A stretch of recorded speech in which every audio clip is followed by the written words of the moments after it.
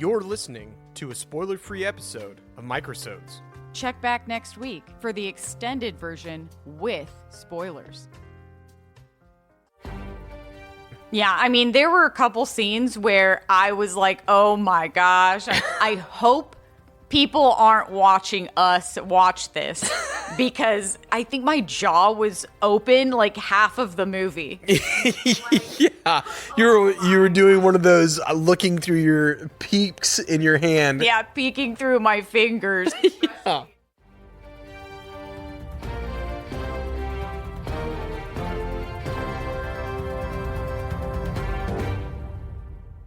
Hello, hello. Hello, hello. Well, welcome back to another episode of Microsodes. I'm your host, Bobby. And I'm Ashley. Also a host of the show. Also a host of the show. Yeah. I guess I should have said that, unless you already know. Which everyone probably does, if they've listened to one. But if you haven't, welcome. You haven't been demoted in any way. No. You're still co-host. Yes. Is that the right way to say it? I think so. So, co-host. So, we're both hosting the same microsode. Yes. No one is above the other person in any way. Correct. Love it. Because that's exactly what I need. You're way above me in the editing portion of this. Not above you, just the fact that I've done it before. Right. I mean, I'm not good, so I apologize for the sound quality, guys. You're excellent. Don't put yourself down.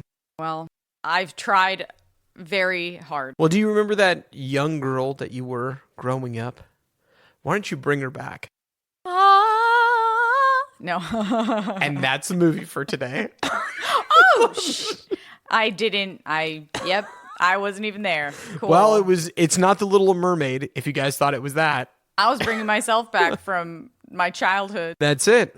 See? It works in all kinds of different ways. So today's feature film that we'll be discussing is... Bring Her Back. Awesome.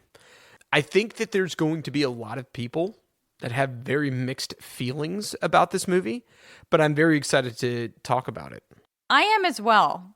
And I do also agree that there are a lot of mixed feelings about this one. Especially on the interwebs. Yeah. As my grandfather used to say, can you type that into the Googles? It's okay. All right, so we're going to go into the movie details. Heck yeah. So the movie name for today's feature film is Bring Her Back. It was released on May 30th of 2025. Now, once again, I'm going to get into the genre. There's a bunch of different genres. There's a lot of horror genres in it. Can I guess one of them? Sure. Okay, so what's your guess? You wanted to do what the genre is going to be. Okay, my first guess for genre is body horror. That is one. It is? Yes. Oh, thank God. How many horror genre? I only did two. Two? Or I did three total. One is just horror in general? Yes. Oh, okay. That's the other one. Okay. And now I have one more. One more horror? No. One more genre. Oh. Because the three that I pulled from genre were horror, blank, then body horror. Because the other ones were psychological horror, supernatural horror. Oh, yeah. Okay. And then gore. No, I'm just kidding. Thriller. Probably. Is that I'm your asking. guess? Yeah. No. Is the other one end in horror also? No. Psychological? Pretty good guess. It's mystery. Oh, you know what? That's very accurate. Yeah. I would definitely include mystery in the pack of genres for the movie. I think so too. There's a lot of horror in this movie, just so you guys know. Yes. I'm coming up on the R rating in just a moment, but that's like a preview of what's coming next. The runtime was 1 hour and 44 minutes. Just so you guys know, it feels much longer than that. I didn't know how soon we were going to start talking about our review of this movie, but I couldn't agree more. Yeah. The rating was R, and I looked it up. It was because of psychological horror and bloody depictions. And? That was it. That was it? Well, there's a bunch of other things, but those are the things I took out there. There's like brief use of alcohol and drug contents, like language. Basically, if you want to watch this movie, you need to be okay with gore. And I also think that wasn't someone in the very beginning of the movie nude? Yeah. Okay. So the runtime is 1 hour and 44 minutes. The rating is R for obvious reasons. Psychological horror, bloody depictions, alcohol, the list goes on and on. Nudity. At any rate, there were 2 directors. Did you know this? Yes. Okay. Danny and Michael Philippou. Okay. I believe that's the way that you say their names. They're from Australia. Okay. Identical twins. And they have done a couple different directorial debuts. Oh, okay. So their very first one was on, they have their own YouTube channel. Yes. I saw that in some audience reviews, but I didn't do much research. But it's a YouTube channel. Yeah, I didn't do a whole lot of research into that too because I didn't know how it would relate to this movie. But it seems like through that, they got their opportunity to work on a couple of like really, really big time movies. So The Babadook, which is one of the ones that we've seen. So they directed that one? No, they worked, so they were able to work on it, which I think leads them up into the next one that we're going to talk about. So one of them was working as a directorial assistant. That was Michael Philippou. And then Danny worked on the camera and electrical department. Oh, so they were more direction and cinematography. Yeah, so that's the reason why I thought they directed together Talk to Me, which is one of our one of the movies that we've really, really enjoyed. That was one of my spectacular picks. Yeah. And so they were the ones who directed that. And I think because they got to work on the Babadook in 2 different departments, it really helped them in that. And not a spoiler alert, but if you haven't listened to the Talk to Me or seen Talk to Me, they are actually making a Talk to Me 2. However, the first title is Talk T-O Me. Mm-hmm. And then the sequel is going to be Talk the number 2 Me. I like it. So there you go. I'm excited. Yeah, so that was pretty cool. Those are the guys who directed it. Here are the platforms that you can currently watch it on for free with subscription. This is with subscription only. You're going to have to look it up. I can't tell you if it's YouTube Plus or YouTube Premium. I'm not 100% sure. Also, I apologize. I got it edited a lot later than anticipated. So when we gave the Vicious movie prices or streaming prices, they were a lot higher than when I actually was able to post the episode. So I apologize for that. So, and it also could be based upon the territory that you're listening to this in. If you're listening to it in Canada or Australia or something else like that, we don't know. We're just going based upon today's date. That's why. And that's why. So here are the platforms if you have a subscription or a Premium Plus subscription that you can watch this movie on for free. Mm-hmm. YouTube TV, Hulu Plus, Sling TV, the Roku channel, Amazon Prime Video. That's it. Those are the platforms that you can watch it on for free. Okay. If you would like to pay for it, depending on where you live and what they charge, you can also rent this movie or buy it on Google Play Movies, Apple TV, and Fandango at home. Nice. Cool. Because I'm not sure. I don't know if it's buy or rent. Perfect. And that works because I feel like in the past, sometimes they change. Well, they always change. It depends on whenever we're saying this. And also some streaming services get bought out. So if we do say something and you're listening to this 5 years from now, you might need to look up where to stream it on your own. If you're watching this or if you're listening to this 5 years from now, just go up into the top left hand of your screen, type in the search bar, look for this movie, and it'll tell you where you can watch it, or if you don't have that platform to watch it on, where you can rent it or purchase it. I like it. So for this instance, you'd say, Bring Her Back 2025, where to stream, or something along those lines. Yeah, absolutely.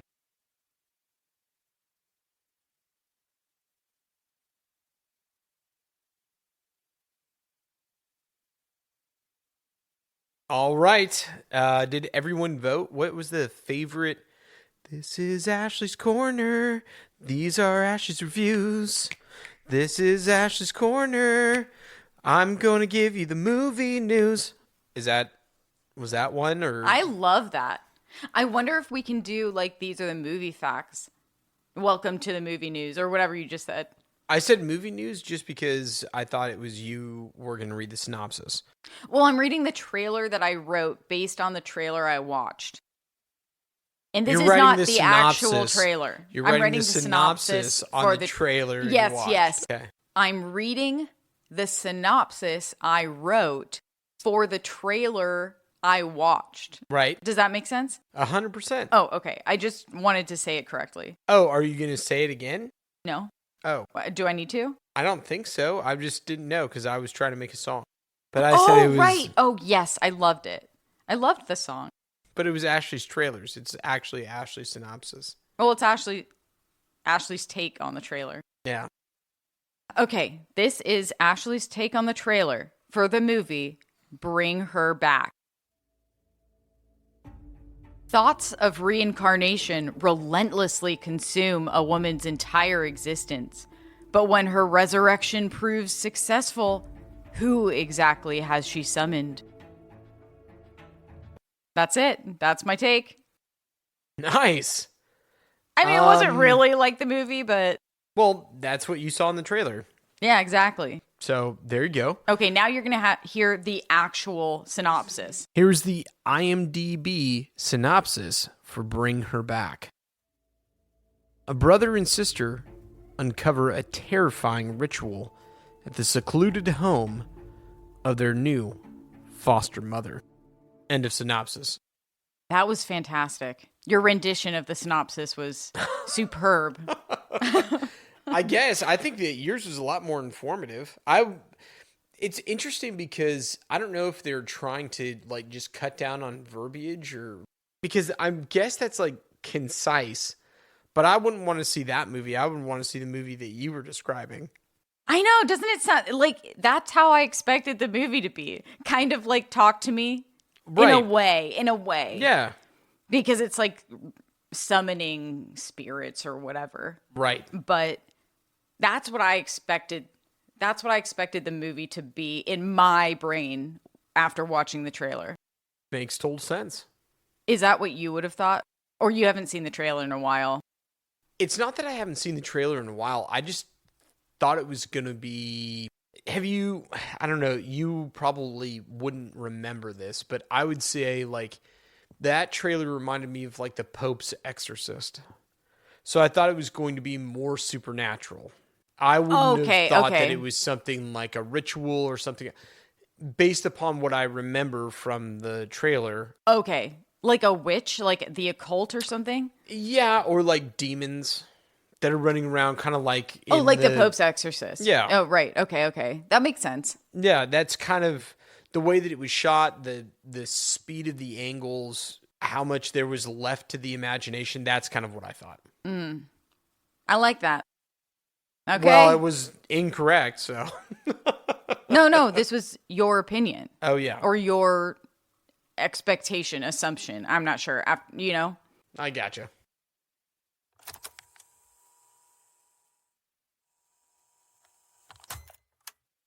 So, would you like to start with movie facts this week? I think I started off last time, didn't I? You know what? I will go first. My first one is very short. Okay. But it's also kind of fun. The major motion picture, Bring Her Back, was shot in only 41 days. That's really quick. I feel like, and we'll get into this a little bit later, I guess, in our review. That's so fast. Mm-hmm. Like it's either a budgetary restraint, a location restraint, or they were just so on top of what they wanted to achieve that was the time frame that they were able to succeed with it. I don't really know if there's that many people in it that are big time actors and actresses, so maybe I couldn't see them like having a time constraint for another movie, but it's just very interesting. 41 days seems incredibly quick to like film something like that. I completely agree, especially when you have so many retakes and everything. And maybe the director was like, no, this is my vision. They're really doing a great job because some directors. Oh, yeah, you're right. Directors. Sorry. Thank you. You're good. Yeah, I think the directors, maybe they just agreed and worked with, I mean, the crew and cast obviously did a good job. Mm-hmm. And we're going to talk about this later. But the directors also probably weren't as nitpicky as some. I assume. Yeah. Those are the only things that I can. Well, that might lead me into something that I'll talk to you about, my movie fact number 2. Ooh, okay. What about you? So my first movie fact is that the girl who plays Piper, her name is Sora Wong. Oh, right. She plays a blind girl or visually impaired. Not specifically blind, but yeah, visually impaired. I think if I remember correctly in the movie, she says that she can see shapes. She can see shapes and colors. Mm-hmm. The closer they are, the more they come into focus, but far away, it just looks like a blur. Right. So in real life, she was born with coloboma. I should have looked at the way to pronounce these, but coloboma and microphthalmia, leaving her with limited sight. So coloboma is a congenital condition where part of her eye tissue is missing, and microphthalmia, which is an underdeveloped eye. So those are the reasons. But she actually is visually impaired. Yeah, I think if I was reading it correctly, and I'm sure you probably have the rest of the fact, I think she was completely blind in her left eye and had like limited vision in her right. Maybe she has coloboma in one eye and microphthalmia in the other. Okay. I couldn't remember because when she's on screen, it kind of mirrors that. Yeah. Mm-hmm. So very interesting. Yeah. And she had no professional prior acting experience before this movie. Really? Mm-hmm. So then how did she, what happened? I didn't deep dive into how she got the role. I'm so sorry. But she didn't have any professional acting experience before she was cast. It's so interesting. I agree. I mean, for not having any kind of professional training and that, being, I don't know if that's her first movie or not, she did an excellent job. I agree. She really did. She was a great actress. Yeah. And we'll go more into detail later, but I never would have expected. No, not at all. So the second movie fact that I have is that the directors like to use something that they call the live action approach. Okay. Which I think kind of lends into what you were saying when I said that everything was shot in 41 days. What they require their actors to do is to start an argument with the other actor they're going to be in scene with that day at the very beginning of the day, so they can sit and stew around all day about this argument. And then when they come onto the screen, they capture their raw emotion on film. This is incredible. I've never heard of such a concept before. Did that make sense? Did Yes. I say it correctly? I had to read it right off of there because I hadn't heard that. I heard that how method actors, like Hugh Jackman, to become Wolverine, he would take an ice cold shower every morning. So when he got on set, he was a little bristly and angry. Oh. But this is the first time I've heard of directors actively telling actors to get into arguments with each other about small things and let it brew all day so that way they can get that emotion out of them.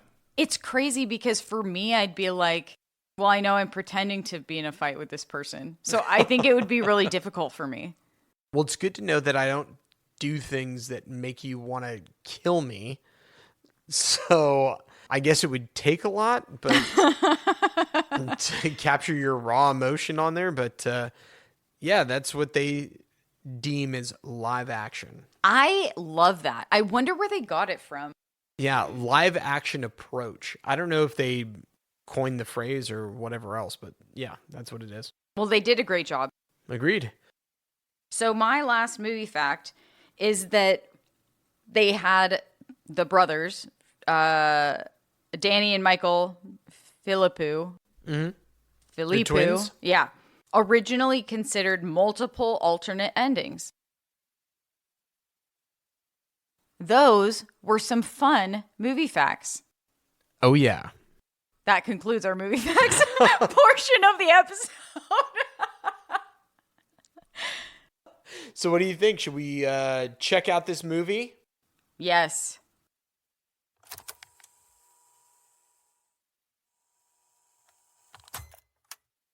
For story, I thought this was a really original idea. Mm-hmm. There is nothing that I've ever seen that's like this. I agree. So the plot and the story, it was like a mixture of mysticism, Satanism, murder, bloody, gory horror, all these different things. And that might sound like something that you've seen before, but it was wrapped in this very different package I agree. what I've ever experienced. Mm-hmm. And so I thought it was really entertaining for about the first 3/4 of the movie. Okay. As it got to the end, and I know I kind of sound like a broken record with this, but it seemed like they didn't know how to end it. And so because they didn't know how to end the movie, it just kind of built to this like huge crescendo and then just stopped. And I was like, I was just kind of a little bit let down. And then there was so many plot holes and loopholes. Mm-hmm. And I was just, like I said, I think it was a very interesting idea. I thought that the story was really original. It just left a lot to be desired. I think they left a lot on the table that could have improved it that much more. Yeah, I mean, that makes sense.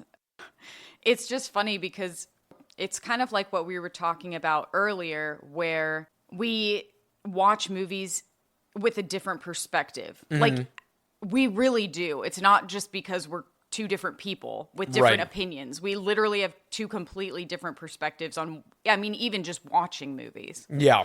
And you said that you were intrigued for the first 3/4. And for me, the first 3/4, I like barely could get through. And the last quarter, I was like, oh, this is more exciting. But the first 3/4, I was like, come on. It was just kind of slow. You thought it was slow? I think so. Wow.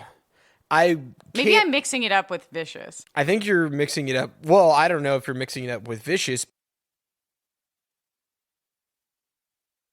But for me, I thought it was the reverse. So, and that does make a lot of sense, because now that I'm thinking back to how I experienced the movie, I don't know. Now that I'm thinking about it, period, right.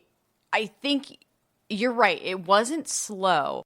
It had a lot of interesting points throughout the first 3/4, but I felt like they just kind of dissolved because I didn't know what was going on. So even though they were interesting scenes, I still never understood what was going on. It kind of reminded me of Mother in a way where I was confused. Oh. I mean, not you weren't confused because you knew exactly what was going on. I had no clue. So it kind of reminded me of the same mindset I was in. Right. Very, I don't know. It just seemed very complicated. Just like you said, there wasn't a lot of backstory to people. There wasn't a lot of backstory to the videotapes. Yeah. Did they show that in the preview? I think they showed the videotapes in the preview. Okay. So just as, this isn't a spoiler because they show it in the preview, one of the biggest loopholes, at least for me, was how did that person even get them? Right. Where are they from? I had no idea. And it was in a different language. I'm pretty sure that shows it in the preview too, right? For some reason, I thought it was Russian. You know, it is. I think that's what it was. Oh, okay. And it's probably because we watch it with closed captions, and that's probably what it said. People speaking Russian. I think so. Yeah. Like, I don't even know if they said it was Russian. Right.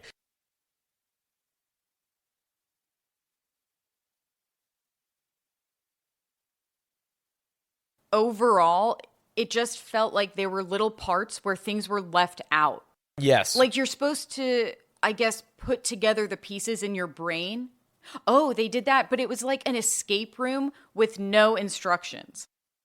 Yeah, just lock you in there and there's no backstory. Right. Just like, okay, go. No one even threw up a key. That's from Shout out to Vicious. And it's in the trailer, so it's not a spoiler. There you go. Oh, I also, for the pros of the story, first of all, it was unique. Obviously, we already discussed that. Very. And I really loved how mentally strong Piper was. Yes, definitely. She was incredibly intuitive. She was headstrong, and not in a stubborn way, but in like an assertive way. Yes, and I think we already talked about it, but for it being her very first movie, yes, I thought she did an incredible job. She did. She did a fantastic job, and that's what I put in acting. Yeah, so did I. I think that's it for story. Oh, okay. I just really liked that she was so intelligent.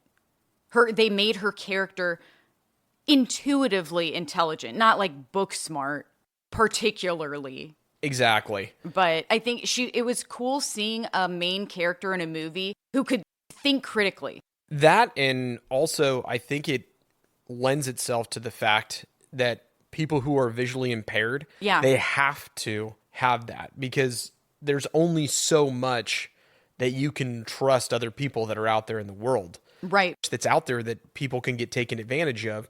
I'm just glad to see, it seems like this girl who plays Piper is going to do pretty well in the world, because she's, to your point, very intuitive. Mm-hmm. And just really was a force on the screen, which I'm sure probably leads you right into acting. Yeah. So for acting, I said, since there wasn't a whole lot of dialogue, the actors really had to express their characters' motives through body language. Right. And facial expressions. And I think they did a fantastic job because they expressed their emotions and feelings with their actions, but it wasn't obvious.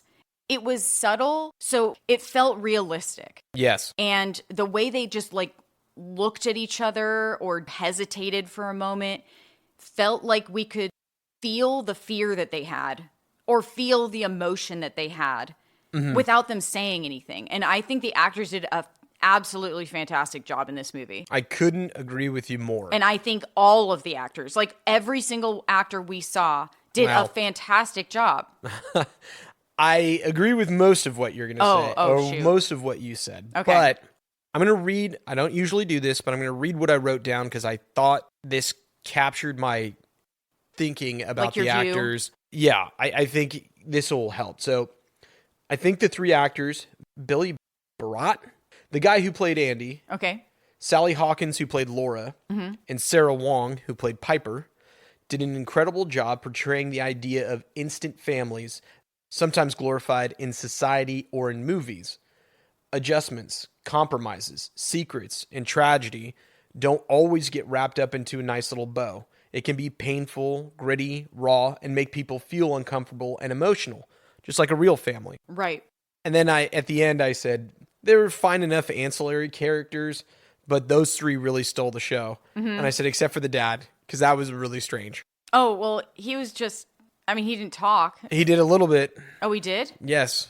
Okay. In some of the shower scenes. Oh, okay. And so that was just, I was just like, I don't get this. Yeah. But those three, to your point, and especially the relationship between Andy and Piper, they did such a good job. Yeah, they really felt connected, like they were actually siblings in real life.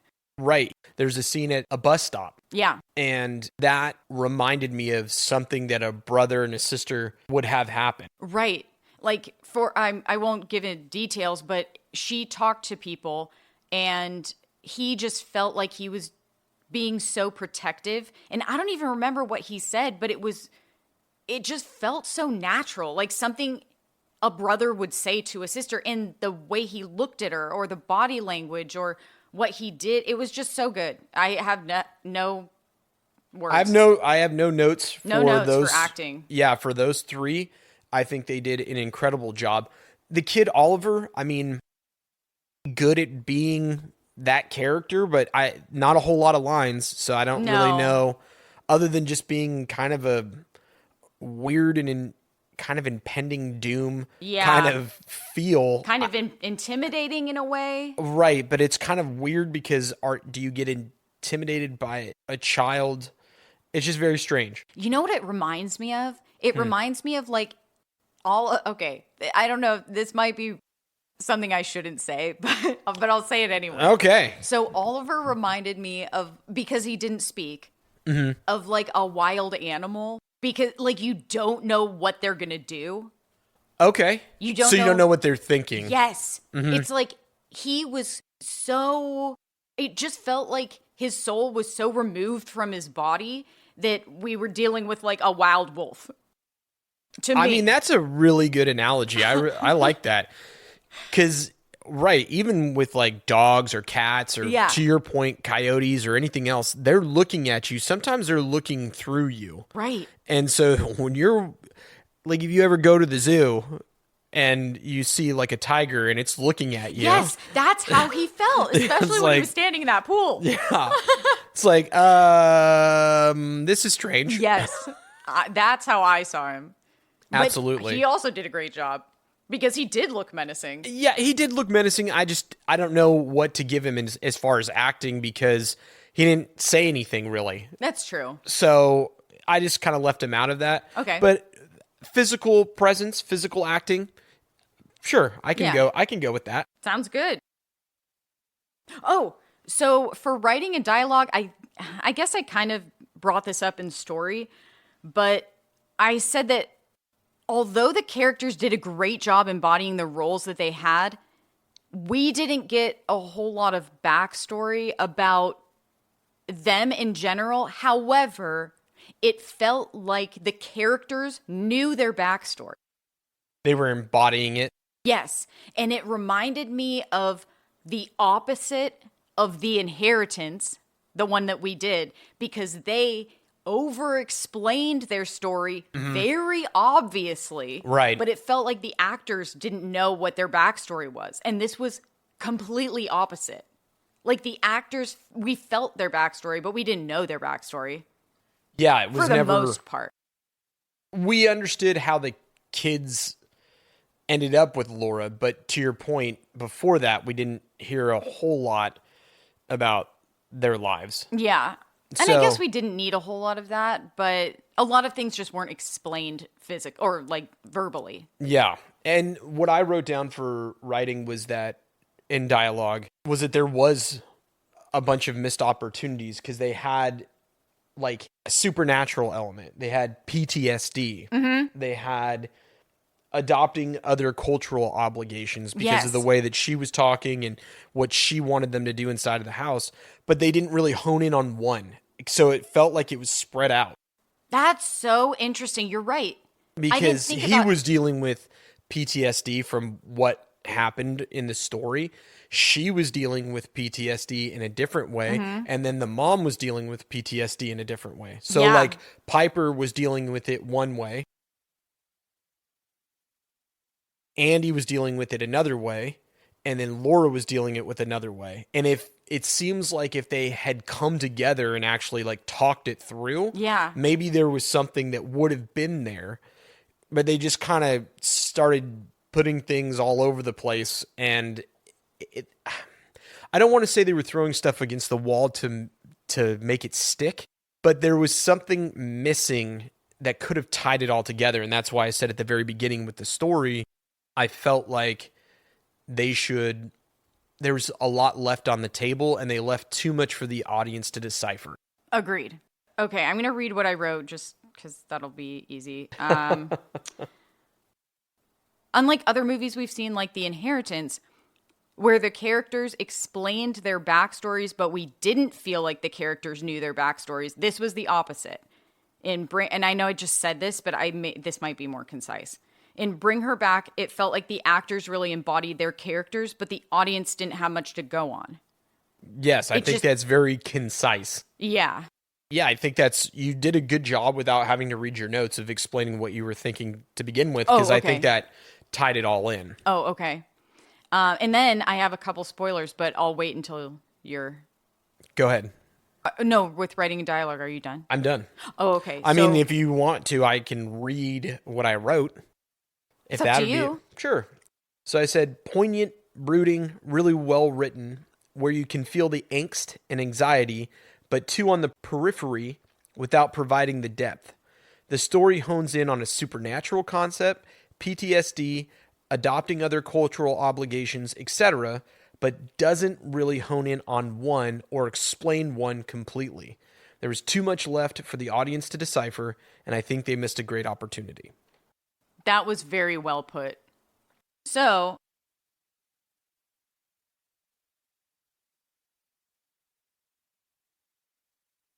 for direction and visuals, I have to say there are a lot of positives for me. Oh, yeah. The cinematography was epic. Definitely. The angles they shot from, the perspectives they had, and specifically at the end, I think they just showed it from above the pool, like how they showed the pool at the end. I remember thinking, like, that was so cool. Yeah. And I have to also mention sound, because if you like ASMR, this is the movie for you. If you hate ASMR, this is definitely not the movie for you. So for people out there that don't know what that is, why don't you explain it to them? Oh, shoot. I don't know what hold on. Okay. Let me look up what it stands for. Okay. Basically, it's like sounds. So if I were to, okay, I'm going to tap my nails on my phone so you can hear this. So like things like that, where extra sound effects, or if someone was, I don't know, scooping powder and putting it into a jar, it would be like you'd hear the scoop of the powder. It's like everything, all the sounds were amplified. Okay, so I looked it up just for you because you were explaining it so well. So ASMR means autonomous, sensory, meridian response. And it's a pleasant, tingling sensation that starts on the scalp, moves down the neck and spine, and it's triggered by specific gentle sounds, whispering, tapping, crinkling, or visuals, slow, methodical tasks, inducing deep relaxation, calm, and sometimes sleepiness. And it says it's subject sensory experience often described as a brain massage.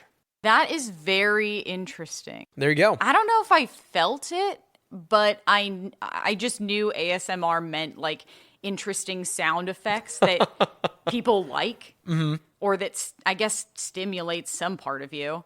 So not sexually. I mean, it could be sexual. I don't know. Never mind. Just Yeah. Well, you're gonna have to cut that out. But I mean, the cinematography was out of control. The sound was great.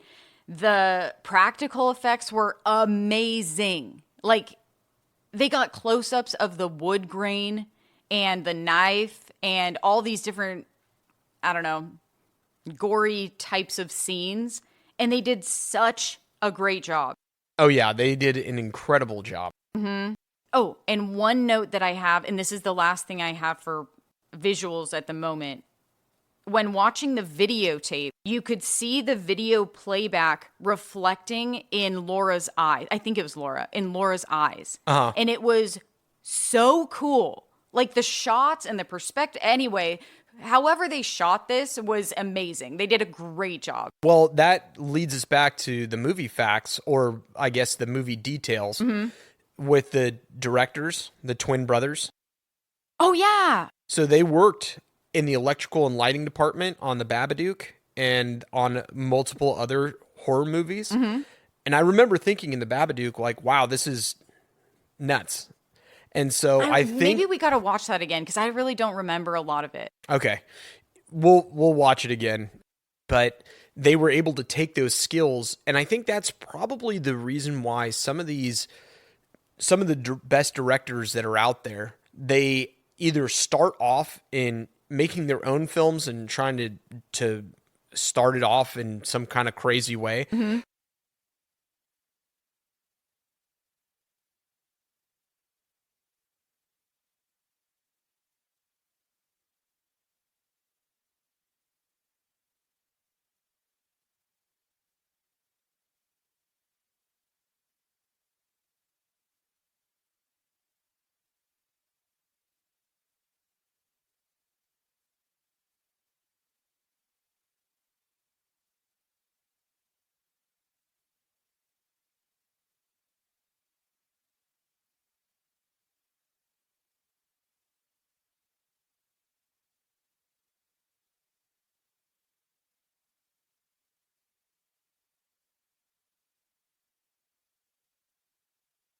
These guys had an opportunity to work in the electrical lighting department and things on major motion pictures. So I think when they got the opportunity, they were able to utilize those skills.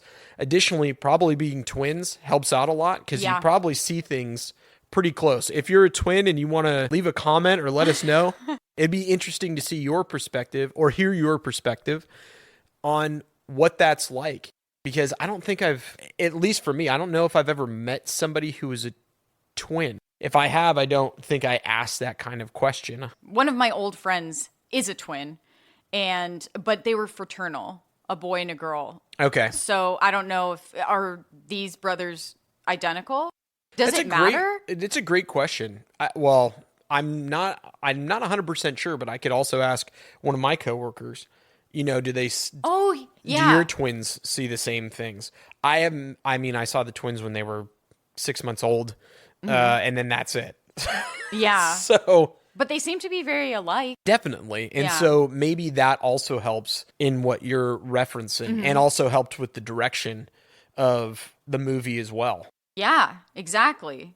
I mean, because it felt seamless. Definitely. And I wrote down in here for the visuals as well, kind of just to piggyback off of what we were just talking about. The direction and visuals, I think, really flow very well together from, obviously the horror and gore, but also just creating that sense of overwhelming dread and doom. And it was contained, but it was also different. So the house was contained, but there was different rooms and you got different feelings in all of the different rooms. Yeah. And in each room, it kind of made you feel isolated in a different way. Right. Exactly. Until they got to the main living room. But even that, one of the characters wasn't really allowed to interact with everyone else. So also isolated. Right. And that's so interesting because now that you're saying that, I think in this movie, the story didn't make a lot of sense to me, but the feeling you get from the movie is incredible. Oh, yeah. Like you do, this really stirs up a whole lot of feelings in this movie. Not like you're going to cry or scream or anything, but well, you might scream. I mean, you might. But it really touches a sense of emotion. It's definitely, to your point, and it's, with the ASMR stuff, the visual parts of the movie might really speak to some people. Mm-hmm. The audio of the rain and when they showing people driving and going through a pothole and water goes everywhere or something like that, it really does lend itself to this sense of foreboding. Mm-hmm. And so to your point, I don't think you're going to cry from emotion in it, but you do get a feeling of uneasiness. Yeah. And it's not specifically because of the writing. It's because of the way that it was shot and directed. Yes, exactly. So I think they did a really good job, at least for me, in direction and visuals with those things. And I'm not going to say a bunch of the other endings of what they had originally written because something happened very tragically, and so that's the reason why they changed the end of the story. I'll let you guys go out there and read it because I don't think it's appropriate for me to talk about, but if you go out there and you look at both of the brothers, the Philippou brothers, or however you say their names, I think that's the way it was, they have done a lot of interviews and said that they wanted to end the movie in a very different way, but because of this tragedy, they had to change the ending. So I even thought after that, okay, I understand why, but I still wish it would have ended a different way. Yeah. If you watch this movie, or when you watch this movie, if you want to figure out what those alternate endings are, they do say what it was supposed to be, but they say why they changed it. And I think that they would put it in far better words than I could ever. So that's the reason why I didn't want to bring it up. Oh, okay. So that's, outside of that, incredible. They did an incredible job, and whatever they work on next, these might be one of those type of directors, kind of like for me, like a Guy Ritchie. I really like the way that he shoots his movies. I'll probably check that out, and maybe I'll do that with these two gentlemen too, because I thought that what they did while maybe not the greatest movie of all time, really great start to their careers. And I'd be interested to see what they come up with next. Me too. Awesome. Are you ready to go into overdrive with your overall score? Yes. Are you? Absolutely. Okay. So I would give the movie Bring Her Back a 3.25 out of 5. Wow. We're pretty close on that one. Really? Mm-hmm. It's interesting to hear what you have to say. Okay. So I think the acting and cinematography were outstanding, but the story and plot felt underdeveloped, disjointed, and confusing. Okay. I wrote this in my notes, so I'll say it because maybe You got to do it. I said, however, this is the first movie that helped me understand the difference between critic reviews and audience reviews. Like the tomato meter versus the popcorn meter. Right. Because this movie, I would probably give it a 4.6 for cinematography and acting. Mm-hmm. But for the story, I'd probably give it like a 1.8. I don't know if I would have 2. gone that low, but I totally understand where you're coming from. And I think my end review, I think that'll probably touch on some of the same things as well. Yeah, like, I guess I never really thought about critics versus watcher reviews. I'm like, they're watching the same movie. Yeah, I think, film critics a lot of times, I mean, growing up with Roger Ebert. Yeah, Siskel and Ebert. Siskel and Ebert, right. You had that, and then they had like a comedy cartoon that was called The Critic, and it was this guy who would go around and he was a movie critic. Okay. I don't know what it is specifically, how these people have become like the voice of, oh, this is great. When they show like, oh, this has this person, Vanity Fair said this is a must-see movie, or right, or Wired Online says you can't miss this one. It's like, do people just pay for that? Do they actually really enjoy it? Because there have been movies where the tomato meter's like 1,000% or whatever it is, and then we watch it and I'm like, what was that? Yes. So, but for this, it made me think the critics are giving it a score with watchability and technical, I don't know, composition in mind. Yeah, I mean, like I said, I'll read you what I wrote, because I think this kind of ties in with what you were saying. So overall, I rated it a 3.45. Okay. I said I would rate this movie a little bit more highly because I like that they came up with an original idea. The actress didn't need to be Coach, and she actually suffered her ailments and was an incredible actress. Yes. Not a huge fan of the plot holes, changed ending, or some of the nudity. Oh, right. Okay. Yeah. But I would definitely recommend seeing it at least once, maybe twice, if you miss some of the stuff along the way, and definitely around Halloween. Yeah, definitely around Halloween. And you could watch it anytime, but I probably wouldn't recommend watching it on Christmas Day. No, yeah. We watched it on a plane. I probably wouldn't recommend it for a plane.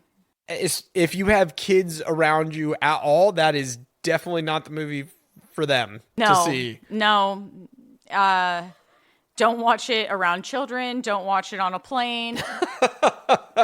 But yeah, I mean, once we were into it, I think it got a little bit better, but I can totally understand what you're saying. It's probably a little bit better to watch it when you don't have a lot of distractions going on. Yeah, I mean, there were a couple scenes where I was like, oh my gosh, I hope people aren't watching us watch this, because I think my jaw was open like half of the movie. Yeah, you were doing one of those looking through your peaks in your hand. Yeah, peeking through my fingers, especially at the knife part. Right.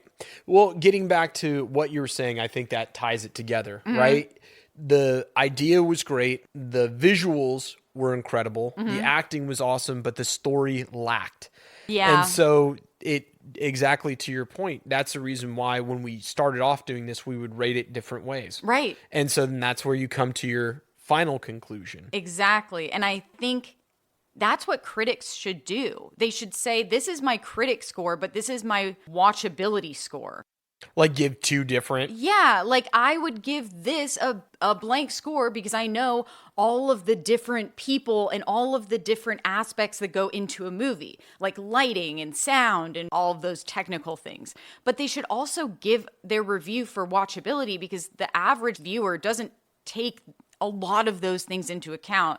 At least those aren't the reasons the average viewer is watching the movie. Right. And I think that there's a lot of places out there where the actors will go on and tell you a little bit about what was happening, but it might get into too much technical analysis and, oh yes, we had to do this and, blah, blah, blah. And, when Tom Cruise goes on a TV show, he makes movies for the audience.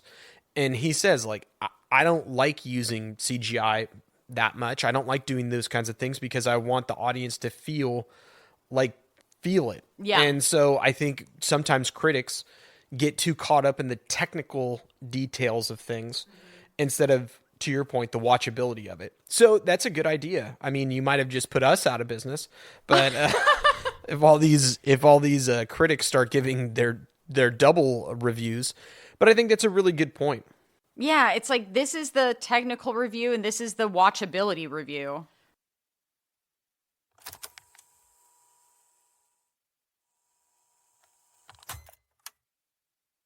All right. Now that we have done our due diligence and we've given our listeners everything that they've wanted. Exactly. Let's hear what some other people thought about this feature film. Okay. Are you ready? Yes. You want me to start off? I would love if you started off. This one, I don't know how they did it, but they gave it a half a star. I don't know where Where did you find it? I don't know. This movie was an absolute mess. Another suspiciously overrated horror film. I'm beginning to think that making a great modern horror movie is physically impossible. A few cringeworthy scenes, very little suspense, and extremely depressing. The lead character has to be the dumbest 17-year-old on the face of the earth. This movie sucks. End of review. They suck. I agree. That was awful. First of all, the 17-year-old, it's the boy? He was smart. Andy. He was very smart. I think it was just more of, I think probably the criticism of it was he didn't do enough. That's true. That's the only thing that I could think of where that review came from. That makes sense. I mean, that person had a very strong opinion. This movie will incite very strong opinions. Yeah, basically. Okay. I loved it. Yeah. I hated it at the same time. Fair enough. So for my first 1-star review, I'm going to tell you that, first, here it is. Opinion. Here is my 1-star review. Overrated and utterly frustrating. I genuinely don't understand the hype. The reviews are either lying or seriously overrated. The entire movie is a painfully annoying experience with a payoff that's just nothing. It felt like all that buildup led to absolutely nothing.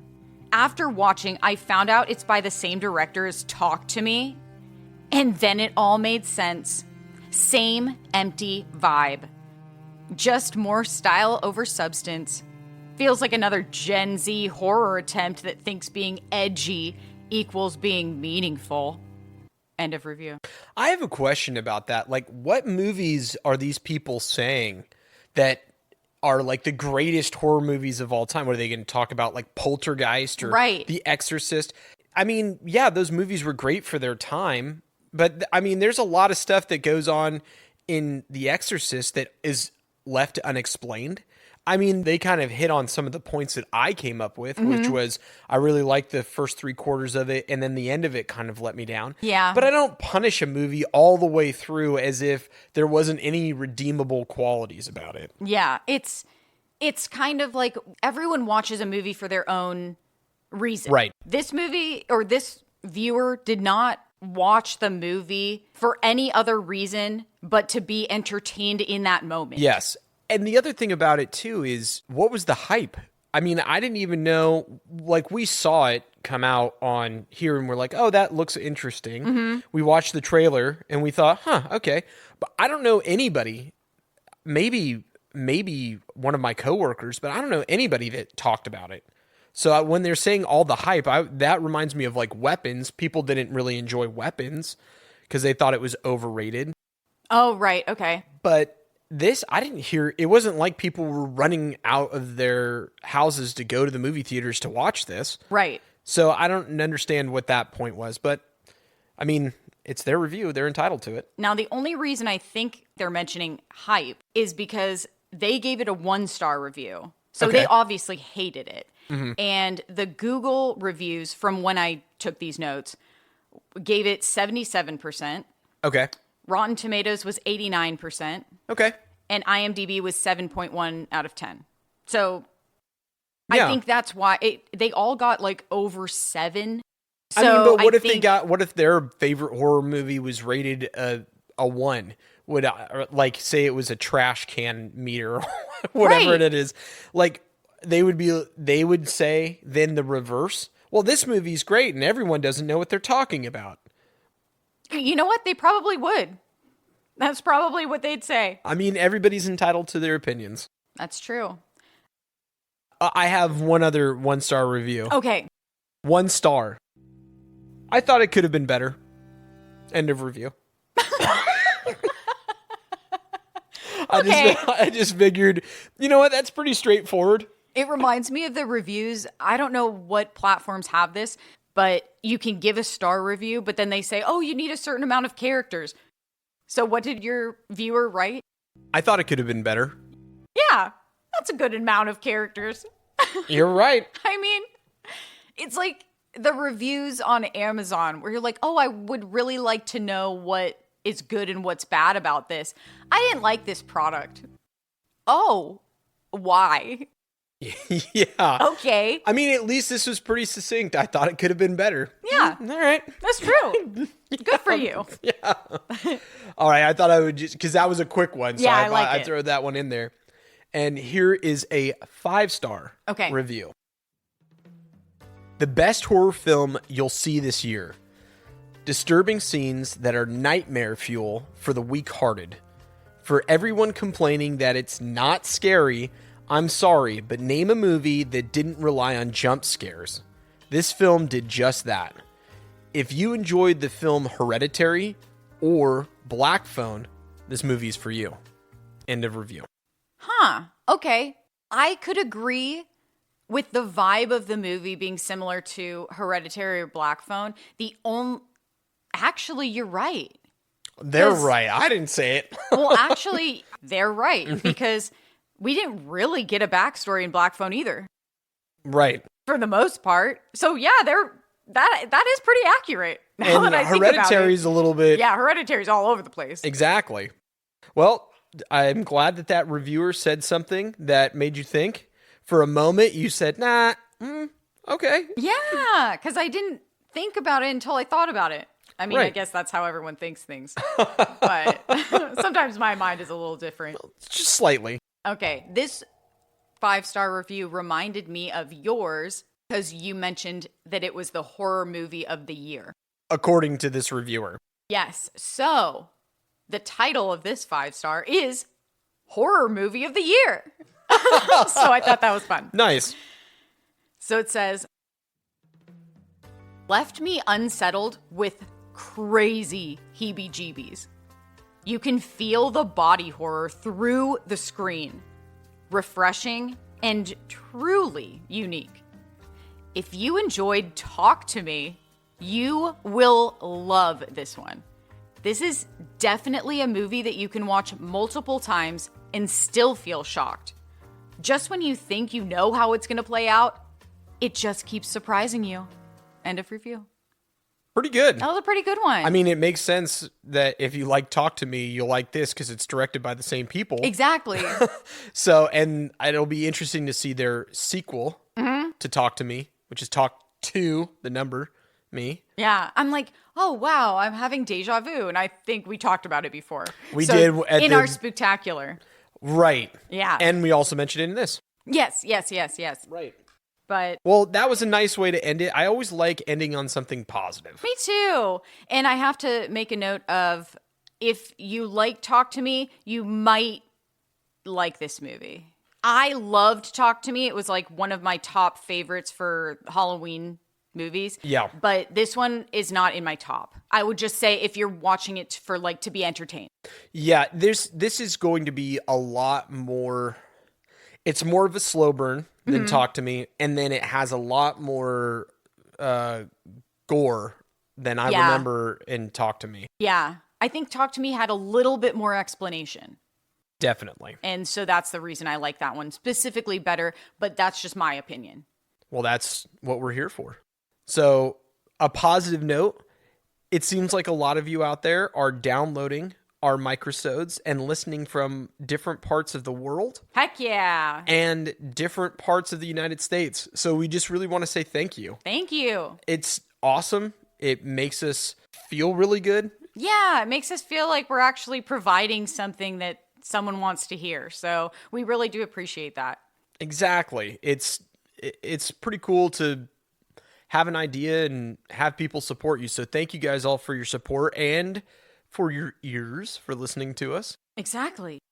And Ashley, take us out with some ASMR nails on something. I'm kidding. Don't do it. Here, okay.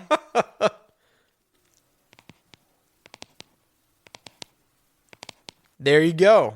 Thank you guys once again. And remember, you can find us on Instagram, YouTube, and wherever you listen to podcasts. And if you have another platform that we're not on, feel free to message us and let us know.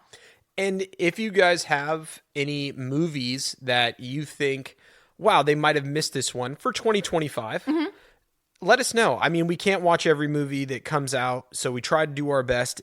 Yeah, and thanks once again for listening. Anytime that you guys have an email or a question or a movie or anything else like that, please feel free to let us know. Hopefully you guys are having a wonderful whatever day that you're listening to this, and we'll see you on the next Microsode. Oh, did we forget to mention Catherine Hunter's interview? Yes.